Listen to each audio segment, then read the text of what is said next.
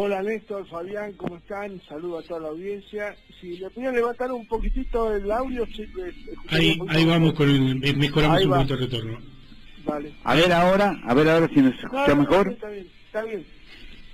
¿Sabes que decía que habías hecho mucho para vivir en un mundo mejor en relación a que vos, no solamente vos, ¿no? Un gobierno de 12 años que generó la recomposición en las fuerzas de el reparto de riquezas tan necesario y que hay que hacer mucho más.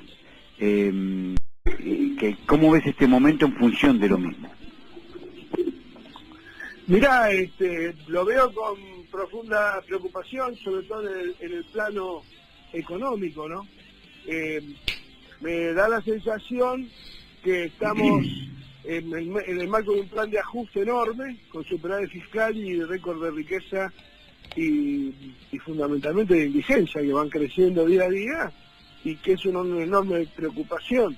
Y tampoco veo que estemos trabajando en una planificación para encarar las consecuencias de la pandemia, porque la pandemia, digamos, está con nosotros, es un problema muy serio, muy grave, no tengo mayores objeciones de cómo se está encarando, porque en definitiva, en el mundo, fíjate que Inglaterra tenía preparado un free day y lo tienen que levantar, y ya el ministro Johnson habla de una tercera ola, o sea, hay mucha incertidumbre respecto a la cuestión sanitaria, más allá de que la vacunación es un hecho y se está avanzando, y creo que en ese sentido, digamos, las cosas tienen un curso relativamente normal, más allá de que todavía faltan aplicarse segundas dosis y demás. Pero no quiero entrar en la cuestión sanitaria, sino en el problema económico, como decía ahí que Clinton es de economía, estúpido, de economía está llevando a una situación de marginalidad y de pobreza inédita, y lamentablemente se está dejando en manos de movimientos sociales la cuestión social. Y obviamente la gestión de estos movimientos no es la mejor, en el sentido de que vos ves claramente permanentes protestas frente al Ministerio de Asuntos Sociales. Y creo que el ministro brilla por su ausencia. En general, hay Navarro, Pérsico y Grabois son los que manejan la política social, y no hay un avance en el sentido, si bien en algunos discursos figura, de conseguir trabajo genuino para la gente, que es lo que debería estar haciendo un gobierno peronista. Tender a la plena ocupación en el marco de un mercado interno ágil, dinámico, caliente, como quien dice, y si hubiera inflación debería ser producto del consumo estallado, y no es lo que estamos viendo. El consumo está muy, digamos, en términos subsuélicos, en términos de los números, ¿no? Y con aumentos del costo de los alimentos, en algunos casos como la carne es casi del 10% mensual, cuando los sueldos no tienen esa evolución. ¿Sabés qué digo, Julio? Me parece que la gran solución es ver cómo mantenemos números en relación a los alimentos básicos de los argentinos, porque si peleamos en relación a los aumentos de paritarias y los aumentos del consumo, fundamentalmente de alimenticio, siempre, digo, nuestro pueblo va a estar en desventaja, y creo que hay que buscar la manera de subdividir, de regular el precio de lo que se exporta con el precio de lo que se consume en el país. ¿Qué posibilidades hay de hacerlo en función a este desgranaje de poder que quién sabe no lo tenemos, no lo podemos, no lo queremos, no tenemos la capacidad para hacerlo? No tenemos la capacidad para hacerlo, porque el comercio exterior se maneja en la diáspora, fuera del país, claramente, y no responde a los intereses nacionales, y muchísimo menos a un proyecto o a un plan de redistribución de la riqueza, claramente. Creo que en estos días los contactos que tuvo el ministro Guzmán con el Tesoro, el Departamento de Tesoro norteamericano, y donde se les planteó la necesidad de un plan económico sustentable para que paguemos la deuda. Si nosotros no recuperamos el comercio exterior, o de alguna manera, dado que algunos integrantes del gabinete y también el presidente en particular tienen pánico que los acusen de chavistas por recuperar el comercio exterior, tal vez no sé si estatizándolo, pero yo creo que hay que estatizarlo claramente. No tengo duda que si Néstor Kirchner fuera el presidente, ya lo habría encarado. Y además sacar del eje central del protagonismo del desarrollo y de la gestión económica a la deuda. Creo que el tema del endeudamiento debe ocupar un lugar importante, interesante, sobre todo en buscar como objetivo bajarlo, bajar los montos nominales del endeudamiento, producto de lo espurio que fue durante la gestión de Macri este trámite. Claro. Bien, pero no veo que pase por ahí. La vicejefa de gabinete, Cecilia Torreja, tuvo una respuesta razonable que daría, yo no soy parte del oficialismo, pero me parece que la respuesta fue inteligente, es decir, lo que me parece que hay una ausencia. Ella sostiene que reclaman del Tesoro norteamericano una política consistente en materia de plan económico, y dice, porque quieren que pongamos el plan económico que quieren ellos. En eso tiene razón, pero donde no tiene razón es que nosotros tengamos un plan económico de desarrollo sustentable, de generación de empleo, que es el principal problema de la Argentina. Claro. La pobreza, ¿por qué se produce, Néstor, todavía? Se produce por la falta de una política de empleo, porque no hay empleo activo, y los sindicatos están durmiendo la siesta. Paralelamente a esto, durante la semana la expresidenta lanza una idea, a mi criterio, si bien dicen, o se lo escuché a Jorge Rachid decir que el Instituto Patria tiene un plan para reformular la política sanitaria argentina. Bueno, sería bueno que se difunda más y que sea parte de la acción de gobierno, no solo del Instituto Patria. Porque el Instituto Patria, qué sé yo, hay una serie de gente que hoy participa ahí. Algunos me parecen tipo valiosos y otros no tanto, claro. Pero la verdad es que debería ser una política de Estado y debería haber un proyecto de ley que lo plantee, porque si no se genera una situación de interpelación, de decir, bueno, yo tiro que hace falta una nueva política sanitaria o de salud para que salga Velocopit y un montón de otros boludos a decir que los quieren expropiar y salir el jefe de gabinete a decir que no vamos a expropiar. Pero ¿y cuál es la política de salud? Cuando el problema es la economía. La política de salud habrá que tal vez reformularla, pero eso es tarea que tiene que darse el Congreso y fundamentalmente el Ejecutivo mandando un plan de reformulación. Julio, estamos en el momento de interpelar a la sociedad con otro tema que no sea cómo mejoramos el nivel de la alimentación de la sociedad, cómo mejoramos el nivel de empleo y cómo recreamos el mercado interno. Absolutamente de acuerdo, Julio, ¿cómo estás? Julio, ¿cómo estás? Fabián Mantaras. Muy bien, querido, muy bien. Tengo la sensación de que Alberto y Cristina agarraron la Argentina en similares condiciones a cuando vos, Néstor, y un grupo de compañeros y compañeras se hicieron cargo del incendio luego del 2001 y asumieron en el 2003. Las diferencias son enormes en términos de las decisiones políticas que cada uno tomó y va tomando. Ahora, aquí, la puja de poder es casi la misma. Claramente está faltando la decisión política. ¿Esto crees que tiene que ver con ese marco de alianzas en el que el gobierno tuvo que armar una suerte de equipo, si vale el término, no me gusta porque es lo que usa la derecha, para llegar a gobernar la Argentina? Y esa alianza es la que, en esta puja ideológica, nos mantiene en vilo a quienes queremos ir a fondo. Mira, en principio vamos a hacer un poquito de historia, a mí me gusta la historia, y como elemento, como herramienta de análisis. Nosotros, digo nosotros porque en aquel momento éramos nosotros, yo los voté, estando preso, pero los voté, sí. Pude votar. Voté en agosto del 2019 con toda la fuerza de la convicción, con la misma fuerza e impulso que no digo que lo había votado a Néstor Kirchner, pero con convicción de que era el mejor medio más idóneo para sacarnos el neoliberalismo de encima. Absolutamente. En ese momento,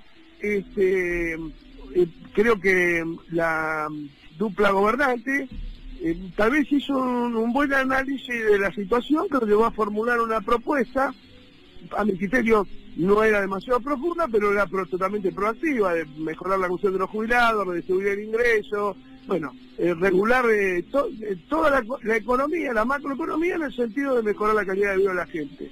Y por supuesto sacarlo a Macri, que era el principal objetivo y por lo que votamos la mayoría de los que votamos en ese momento. Y sacamos 20 puntos de diferencia. Después de agosto, hasta octubre, el lunes siguiente, creo que fue el 14 de agosto, 13 de agosto, no recuerdo la fecha exacta de la elección, salimos a decir que el dólar a 60 pesos estaba bien. Y a partir de ahí vino digamos, ya ahí hubo desilusión, total desilusión. Empezamos a hablar de presos arbitrarios, no de presos políticos, empezamos a darle un protagonismo a los movimientos sociales que no es lo que nosotros votamos, empezamos, salió a hablar, grabó un montón de pelotudes infinidad de tiempo y tantas cosas más, que hicieron que perdiéramos más de 12 puntos, 10, 12 puntos de los 20 que habíamos recuperado, y ganar por 8, 9 puntos, 10 puntos, no recuerdo exactamente, pero perdimos prácticamente la mitad del spread que habíamos obtenido en agosto.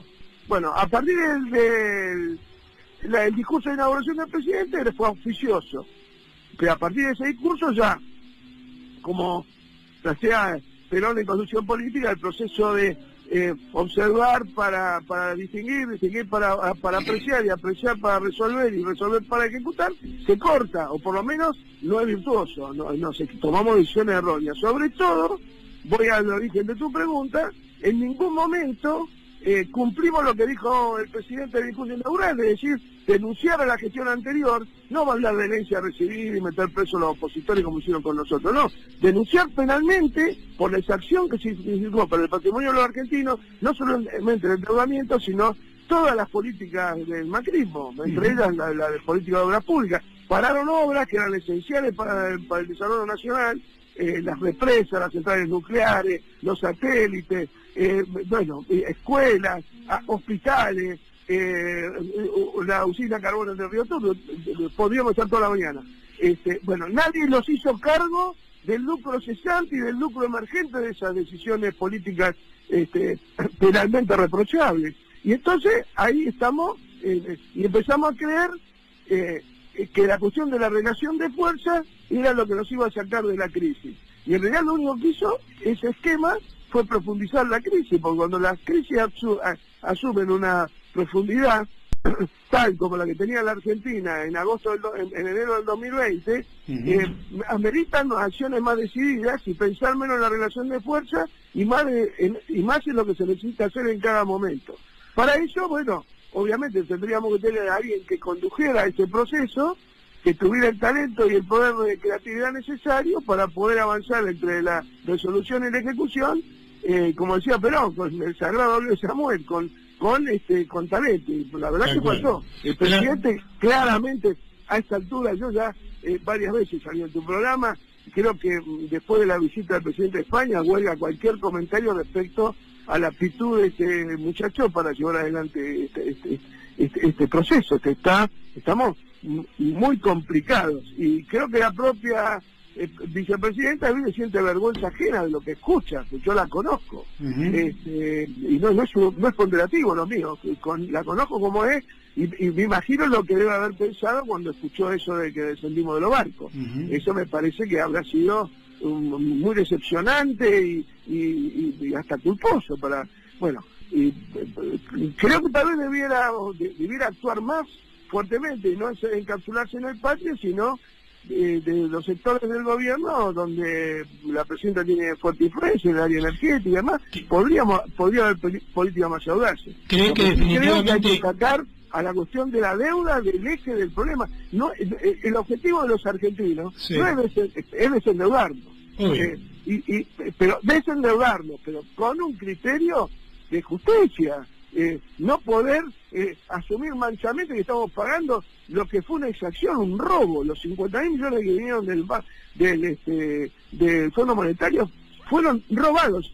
Ayer le preguntaba a Macri qué se hizo con esa plata y explicó una suculenta pelotudez hablando del mercado, que los humores del mercado, que se fueron del mercado. Bueno, esto no, se la robaron, se la llevaron fundamentalmente las exportadoras y los prestadores de servicios públicos, que son justamente lo que nos dice la Constitución del 49, que el Estado debe recuperar un protagonismo que no tiene, y cuando vemos lo que van a hacer con la hidrovía, se confirma. O sea, dicen que no podemos ¿Cómo no va a poder dragar un río? ¿Cómo no va a poder hacer cargo de la empresa que hoy gestiona Romero y Jean Denul y llevar adelante nosotros la gestión? Por favor, manejamos centrales nucleares, está acá a 8 kilómetros de una, de dos. Sí, pero además lo de la hidrovía, Julio, en 3 años, si le metemos solo control a lo de la hidrovía, en 3 años garpamos el desfalco de Macri, los 100 palos, los 100 palos verdes. Digo, claro, se afanan 30.000 palos por año.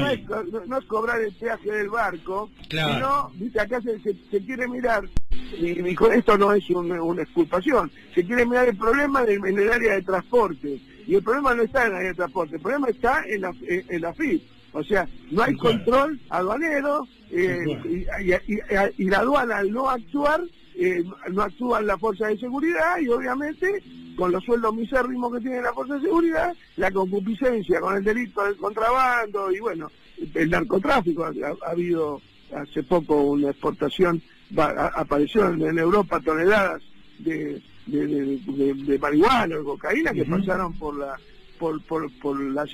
mal llamada hidrovía. Así que el problema hoy no lo tiene ni Herrera, tal vez la decisión equivocada de no entregarle al Estado el manejo de la hidrovía. Si el Estado puede manejar centrales nucleares, aguas, lo que era agua argentina, hoy AISA, puede manejar el correo, el espacio radioeléctrico, YPF y aerolínea, ¿cómo no va a poder manejar la hidrovía? O el río Paraná. Dejémoslo de joder, ¿viste? Solo falta política, claramente. Falta política y decisión política y construcción de poder político popular para llevar adelante esas políticas, con respaldo. ¿Crees que ganando en agosto alcanza? Mirá, yo no estoy expectante en relación al armado de lista. Yo lo que, o sea, ¿qué quiero decir? Obviamente no soy candidato, ni quiero serlo, ni estoy promoviendo candidato alguno, ninguno. Lo que le digo a los muchachos, yo no soy parte del Frente de Todos, lo que le digo a los muchachos del Frente de Todos, que tengan mucho cuidado cómo arman las listas, porque la gente no va a votar cualquier cosa. Y muchos se van a ir al kilómetro, como hacía Kicillof, al kilómetro 400, 500 para votar, otros alegaremos que tenemos más de 70 años, y bueno, ya va a haber un abstencionismo enorme, y más allá de eso, también va a haber un voto castigo, así como hubo un voto castigo para Macri, va a haber un voto castigo si el armado de listas no responde. Si van a armar las listas con el mismo criterio que han tomado el PJ Nacional y pretenden tomar el de Provincia de Buenos Aires, yo entiendo que no, el resultado no va a ser bueno. Yo digo, o sea, que... No digo que sea bueno para el macrismo, pero va a haber una fragmentación enorme de votos y un abstencionismo que va a redundar aún más en la pérdida de poder popular. Recién dijiste, voy tomando 3 o 4 cosas que planteaste, Julio De Vido. Dijiste que no sos oficialista, yo sé que sos peronista, sí, y también que manifestás constantemente la presencia del Estado, la regulación en el manejo de las cuestiones esenciales, y nos insertamos en este evento de armado de listas. Vos no sos, no te candidateás por alguna razón especial, porque tomaste decisiones de alejarte de la política, o porque no tenés los espacios necesarios. Objeto de un proceso de escarnio y de estigmatización que nos convierte de alguna manera en muertos políticos y civiles con la acción de los enemigos del macrismo y la omisión de los compañeros. Si no, no se podía entender como, no vamos a hablar ni de mí, ni de Amado, ni de Belía, no podíamos entender como Milagros y de presa, digamos. Creo que es la mejor expresión de lo que pasa. Entonces, evidentemente, es muy difícil. Fíjate, estando presa, Milagros Sala formaba parte de una de las listas que disputaba la conducción del PJ al presidente, que íbamos a perder con esa lista seguramente, no la dejaron participar. O sea, te das cuenta del nivel digamos, casi te diría de perversión que hay en el sector. Entonces es muy difícil, se va generando un clima de disgusto. Vos fíjate, si bien son 4 o 5 locos que van a joder a los altos donde va el presidente, pero con ver las encuestas, yo no soy con Kirchner, digamos, el que interpretaba la encuesta de ahí, nosotros opinábamos política, no por eso nunca me interesó demasiado, seguía el lineamiento de la conducción, pero ahora la miro, y la verdad que la licuación de liderazgo que hay dentro del Frente de Todos es fenomenal. De Cristina todos los días va incrementando esa suerte, lo que se denomina imagen negativa, que es producto de las malas decisiones políticas o la falta de decisiones políticas en algunos temas que tiene el gobierno y la desatención que hay a la política económica y el desastre que es la política social del gobierno. Hablando de todo esto y en el evento peor, sabemos que ganar las elecciones son fundamentales, que la unidad de todos los que estamos de este lado también es fundamental, por más que estemos en desacuerdo con muchas cosas, y que si ganar un espacio macrista, un espacio relacionado con Cambiemos, la cosa podría ser hasta mucho peor de lo que estamos viviendo, Julio. Mira, los procesos históricos tienen situaciones que son como inevitables, ¿viste? Y te lo dice alguien que seguramente sería uno de los peores perjudicados por una situación de esa naturaleza. Pero uno no puede pelearse con la historia, ¿viste? No puede pelear con el devenir histórico, es imposible. Creo que me da la sensación que hay ejemplos en la historia, en el proceso de la Revolución Rusa, una revolución en febrero y otra en octubre.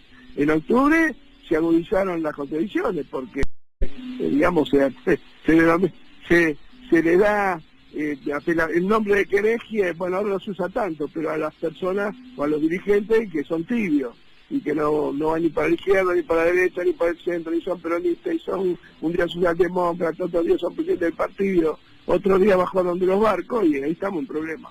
Es decir, hay una querejización de la dirigencia. Y lo peor, que si vos mirás las encuestas, Fabián y Néstor, lo que vos ves, que si bien las imágenes tanto de Cristina como de Fernández son negativas, con saldo negativo, pero lo más negativo es la gestión. Porque fíjate, el rechazo enorme que hay por la gestión, tanto en provincia de Buenos Aires como a nivel país. Y eso es lo que nos está preocupando. No hace falta más que escuchar a algunos exégetas de los medios llamados oficiales, que de oficiales a veces tienen muy poco, algunos son menos oficialistas que yo, por algunas cosas que muestran de dicen o por las pautas del arretismo, ¿no? Pero bueno, me da la sensación que las gestiones están fuertemente condenadas por la población. Y las elecciones de medio término siempre sirvieron como castigo a gestiones que son tibias, de la Rúa. Bueno, ahora la gestión es tibia. Más allá de algunas interpelaciones, a veces firme que hace la vicepresidenta, la gestión es tibia. ¿La gestión qué es? Es la cuestión fáctica que resulta de las resoluciones que se toman en función de los problemas que tiene la sociedad. Cuando esos problemas están mal analizados, mal diagnosticados, y bueno, la brújula empieza, como en el Polo Norte, a girar loca, ¿no? Hay tiempos para reacomodar en forma primaria, ¿no? El barco. ¿De acá a las elecciones? Sí, de acá a las elecciones primarias. No, soy muy pesimista, yo en eso no soy optimista, ¿no? Ojalá se diera, porque eso significaría que viviríamos un poco mejor, con más previsibilidad, con más certezas que dudas, ¿no? ¿No te ves en una especie de unidad peronista, a ver de qué manera se puede reempujar todo esto? ¿No ves posibilidades de charlas, de acercamientos? Mirá, hubo, cuando fueron las elecciones del partido, la posibilidad de encontrar una visión de conjunto dentro del PJ, que debería ser el líder de la coalición gobernante, y con el prepo de una lista única que tuvo menos avales que la lista que presentó Rodríguez Ya, donde estaba Milagro Sala, Lali, un montón de compañeros, y que quedaron proscriptos. Creo que se hubiera dado ahí un hermoso debate y los tiempos hubieran sido distintos. Lo que pasa es que esa proscripción se basa en la necesidad del unicato para armar las listas. Esto yo lo vi durante mucho tiempo. Desde que murió Kirchner las cosas fueron así. Se definieron las listas en función de ciertas garantías que se buscaban en los que iban a levantar la mano automáticamente, que después no lo hicieron. En el mejor caso, el más ejemplificador, negocio. Y bueno, finalmente vos sabés que atrás de un obsecuente siempre hay un traidor latente. Y ahí están las cosas, ahí se tomaron las consecuencias. Fíjate que después de ser Néstor fallece en el 2010, gracias a su gran esfuerzo, su sacrificio más, se gana muy bien en el 2011. 2013 perdimos, 2015 perdimos, 2017 perdimos, ganamos ahora en agosto del 2019 y en 2 meses licuaron casi la mitad de la diferencia favorable. Por eso te pregunté por eso te decía hace un rato, Julio, acabas de señalar la partida física de Néstor Kirchner, y por eso te señalaba hace un rato, falta la política. Desde ese momento falta la política. Los resultados están a la vista. Y no me quiero quedar con que pase desapercibido. No quiero que pase desapercibido lo que vos decís de Bocio, porque hubo muchos Bocio que incluso fueron tan hijos de pero. Eso es imperdonable. Bueno, ¿y vos pensás que hubo un cambio estructural en esa actitud, en esas posiciones? No. Bueno, no hubo arrepentimiento, no hubo autocrítica. Y lo vamos a ver ahora en la conformación de lista. ¿Entendés? Esto es lo que yo veo. Simplemente más, hasta fíjate vos, tengo la grandeza de decirle, muchachos, tengan cuidado. Yo no sé lo que voy a hacer electoralmente, de cuál va a ser mi voto, a esto me refiero. Pero tengan cuidado, armen listas que sean votables, no de estos alcahuetes obsecuentes que son impresentables para la sociedad. Claro, Julio, y la idea de la unidad para una búsqueda de aquel primero movimiento, ¿viste? Y por último los hombres y todo lo demás, ¿dónde lo tiramos los peronistas? Mirá, creo que se desperdició una excelente oportunidad en el mes de marzo, que había mucho tiempo, se podía haber hecho una elección que de alguna manera limpiara, purificara y permitiera una unidad, porque el discurso de Rodríguez no era rupturista. Es más, todavía hoy no es rupturista, y con lo cual yo he tomado alguna distancia, porque no encuentro, no estoy de acuerdo con alguna permisividad en el sentido de, bueno, han retirado la acción en la justicia y demás, después que fuimos proscritos en forma totalmente obscena. Sobre todo con los nombres que había en la lista, y sobre todo estando una compañera presa en la lista, no sé si es claro. Después lo demás, en definitiva estamos en libertad, vigilada, controlada o perseguida, pero estamos en libertad.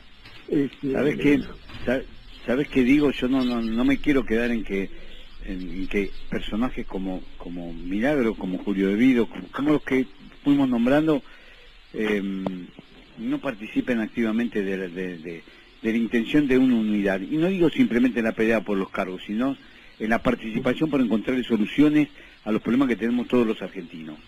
En realidad lo que hay es una acción concreta y voluntaria del oficialismo, llamémoslo así, para dejarnos afuera de la posibilidad de ser parte de la discusión. No digo yo en lo personal, pero a Milagro, borrándola de la posibilidad de ser candidata dentro del partido, le están metiendo un poco más presa. A ver, me parece a mí, o lo tiro a los dos. Acá hay una cuestión que pareciera que nadie analiza o que algunos hacen lo boludo. A mí me parece más lo segundo que lo primero. Los compañeros y compañeras que están presos o que tienen causas judiciales, aunque estén, como vos decís, Julio, yo estoy libre pero estoy con domiciliaria. A ver, no son cualquiera. No están por casualidad Julio De Vido, Vudú, Delía, Milagro, no son cualquiera. Tampoco fueron cualquiera en el proceso del mejor Néstor y de la mejor Cristina. Entonces, ¿qué estamos haciendo? ¿Qué análisis estamos haciendo? Están presos, inclusive de las personas que se lo acusan, ¿dónde tendría que estar Macri y todo su gabinete? Obvio. Por favor. Yo creo que es un tema que, si bien hoy no es trascendente a lo mejor para la sociedad en su conjunto, hubiera permitido un gesto de firmeza en su momento, que hubiera posicionado al gobierno en una actitud mucho más fortalecida frente a la fuerza de gorila de la oposición. Pero claramente, se intentó la unidad, se intentó el debate. Es más, hoy mismo, hoy día, Alberto Rodríguez ya está intentándolo, está pidiendo presentar una lista que la autoricen dentro del Frente de Todos, una lista en las PASO, lo cual engrosaría de alguna manera, habría sectores que al votarlo a ellos estarían sumando a esa unidad que después se vería conjugada en la elección definitiva en octubre. Pero vamos a ver lo que le contestan. Yo no estoy en esa posición, yo creo que a nosotros ya nos sacaron la tarjeta roja cuando nos echaron del partido, a mí, a Lali concretamente, cuando la dejaron más presa de lo que estaba Milagro y demás, cuando no permitieron que hubiera elecciones internas dentro del PJ. ¿Qué más? Yo te digo la verdad, con la actitud que lo ven Rodríguez ya, hubiera habido la posibilidad de hacer un acuerdo de unidad que permitiera tener una minoría en el partido y mantener la disidencia interna en un marco de unidad. Esa oportunidad la tuvo Alberto y la escupió y la pateó. Y otros que no son Alberto, pero sí lo apoyaron con el solo objetivo de tener la lapicera para armar la lista como se les canta en las pelotas ahora, que es lo que va a pasar, como viene pasando en su momento con la lapicera de Zanini en el 2013, en el 2015, bueno, así no fue. No quiero quedarme sin la búsqueda de solución a esto y no tenerlo a Julio Devido, no tener a muchos de los compañeros que hay que tirarle la mano y levantarlos para ponerlo dentro de este esquema de un movimiento social que le dé solución a la mayoría. Así que siempre dejo abierta y siempre vas a salir aquí en la Güemes para charlar sobre esto, pero también obvio, Julio, te empujo a la posibilidad de abrir espacios, de abrir posibilidades. Sé que no es que los espacios no los abrís vos, pero sí abrir la gran posibilidad de decir, bueno, empujemos para que esto se produzca, esto que estás hablando de justamente de algunas propuestas de algunos compañeros. Yo te les agradezco la enorme posibilidad de poder expresarme y tal vez no van a encontrar en mí ese sentimiento de esperanza, porque conozco el paño, conozco los actores y no soy optimista, no quiero decir pesimista porque el pesimismo es tan negativo como la esperanza estúpida, ¿no? La esperanza, una vez lo dije en el programa, es la última desgracia de la caja de Pandora, decían los griegos, y lo dice Antonio Veira, que es un gran amigo personal, que creo que es un gran, digamos, un hombre que reflexiona con criterio, igual que Rusconi. Hay mucha gente que tiene un sentido amplio y que hay que escucharlo, ¿no? A veces nos enfrascamos solamente en escucharlo a Zaffaroni, que yo lo admiro profundamente, o a Barcetá, pero hay un montón de gente que hay que sumarlo, pues si no, cuando uno habla solo de uno, es como que los demás no existen. Y todos tienen que estar, porque ahí está la primera discriminación. Y la hacen muchos que dicen estar en el campo nacional y popular, y no lo hacen inocentemente, lo hacen a propósito. La invisibilidad es una manera de desaparición, que es lo que han hecho conmigo y con gran parte del equipo que yo tuve en el ministerio y con el propio ministerio que lo desapareció. Tal cual. Qué lindo siempre hablar con Julio, Néstor. Dale, cerrarlo rápidamente. Julio, te mando un beso grande, un abrazo, compañero. Saludos a Lali y ojalá que la pandemia nos permita algún día un churrasco bien regado. Cómo no, un abrazo grande. Abrazo, hasta luego. Julio Devido, ex ministro de Planificación Federal del gobierno de Néstor y de Cristina, un dirigente del PJ muy valioso, pero no